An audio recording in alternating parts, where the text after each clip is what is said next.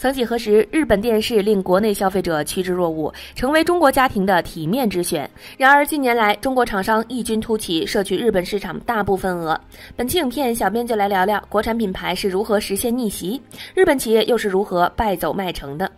大家好，欢迎来到星球热点，国家大事从不缺席，舆论场中抽丝剥茧，聚焦独家中国资讯。点赞、订阅加小铃铛，带你用不一样的视角读懂中国故事。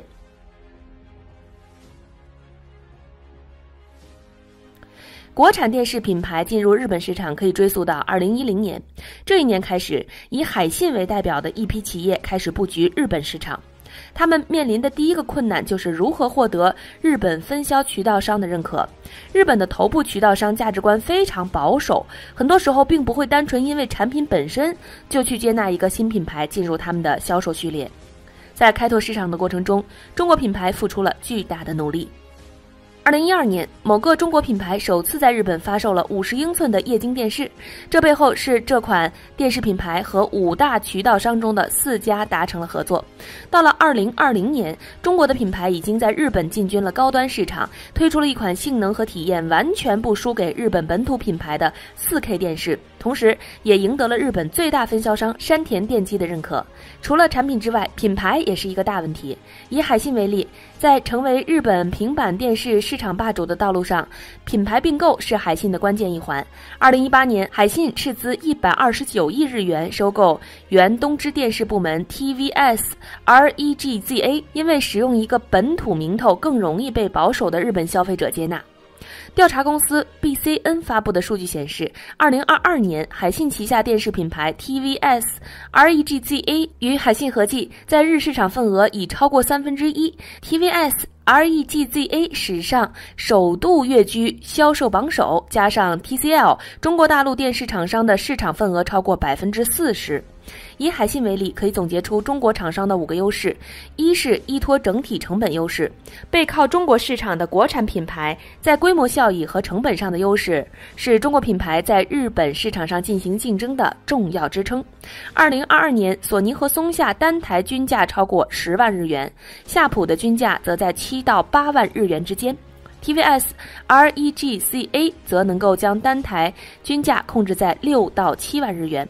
以每英寸价格计算，夏普的价格大致在1700日元到1900日元之间， TVS REGZA 则为1500日元到1700日元。二是技术上精益求精，在技术升级的过程中，并购成为了中国企业获得技术的重要手段。中国企业吞并日本企业后，会将日本企业原来的研发设计能力消化吸收，然后把日本技术用在向全球推广的中国产品上。三是破除并购对象的大企业病。中国管理层入主被收购的日本品牌后，进行了一系列大刀阔斧的改造。在这一系列改革之中，比较典型的就是破除了论资排辈的日本年功序列制度。中国管理层入主之后，主打谁行谁上，把薪酬和 KPI 进行挂钩。中国品牌在日本成功经验之4，在于目光长远的品牌策略。品牌构建上是要讲解长期主义的，主要体现在品质保证和品牌推广2个方面。品质保证层面，中国品牌的质保期限比日本企业的要多出3年。日本厂商本身具有极强的技术实力，几乎在所有新一代电视技术上，日本企业都占得先机，他们的衰落值得深究。日本厂商在电视市场功败垂成，主要可以归结于以下3个因素。首先是技术路线前瞻性不足，押宝失误，损失惨重，这一点在等离子领域表现得最为明显。液晶技术问世之初，几乎所有日本厂商都认为这只是一项过渡技术，选择压住其他技术路线。这其中的代表是松下，它是曾经全球最大的等离子电视制造商。21世纪初，全球电视市场基本是等离子与液晶2强争霸，较之液晶，等离子技术在当时具备很多优势。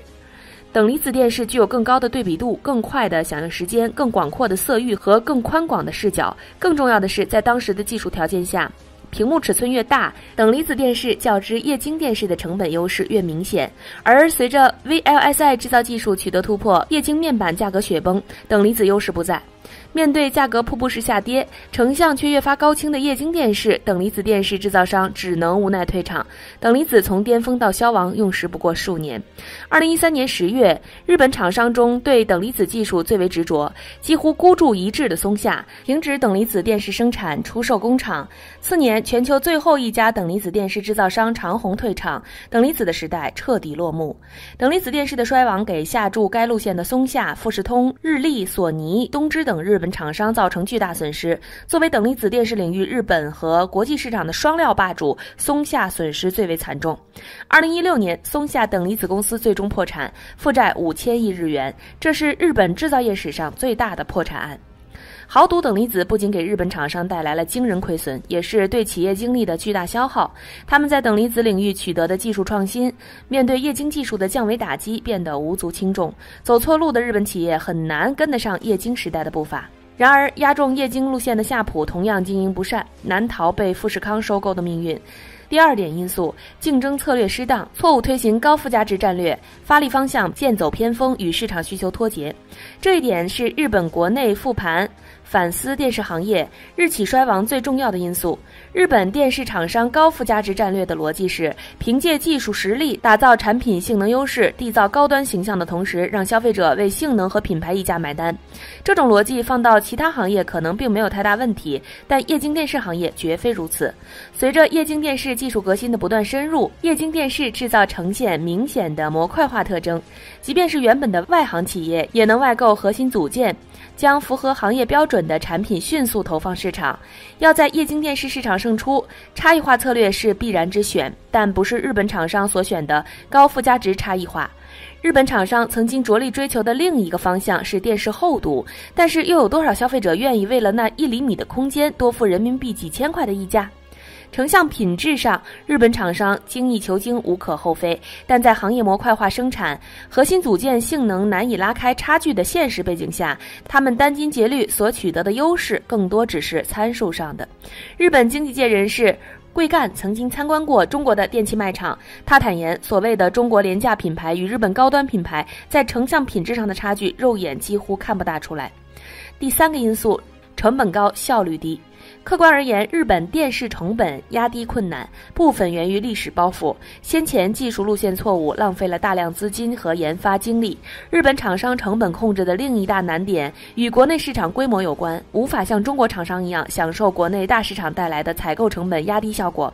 日本学者西泽佑介在2014年的一篇论文中写道，中国厂商 TCL 当初外购面板并没有固定的采购对象，而是广交朋友，与日韩台几乎所有的主流面板厂商进行合作。TCL 在32英寸、37英寸等当时的主流尺寸领域，更是采用招标的方式，依仗巨大的采购量，诱导面板厂商互相竞争，有效降低采购成本。这种优势是国内市场相对狭小的日本企业所无法比肩的。日本厂商在成本控制领域的另一大短板是低效，效率低带来了显著的时间成本。日本企业多为终身雇佣，升职加薪讲究年功序列，论资排辈，不求有功，但求无过的风气浓厚。这种风气有两个结果，一是凡事反复确认，决策缓慢；二是管理层年龄老化，应变能力不强。然而消费品市场节奏变化快，新技术、新需求层出不穷，决策反应迟缓，后果往往是致命的。而在电视智能化的大潮中，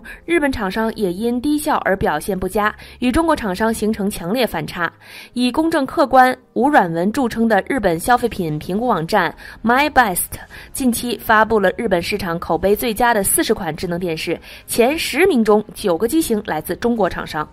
2022年的全球电视市场，海信、TCL 等中国企业势头强劲。海信出货量从年前的全球第4攀升世界第2，增速高达16%。出货量全球前6中，中国独占4家，横扫日本之后，中国厂商称霸国际市场，也许已并不遥远。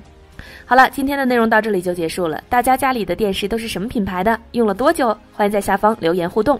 最后，大家一定不要忘记点赞加订阅哦，这样既能回顾往期视频，又不会错过之后的精彩内容。那我们下期节目不见不散。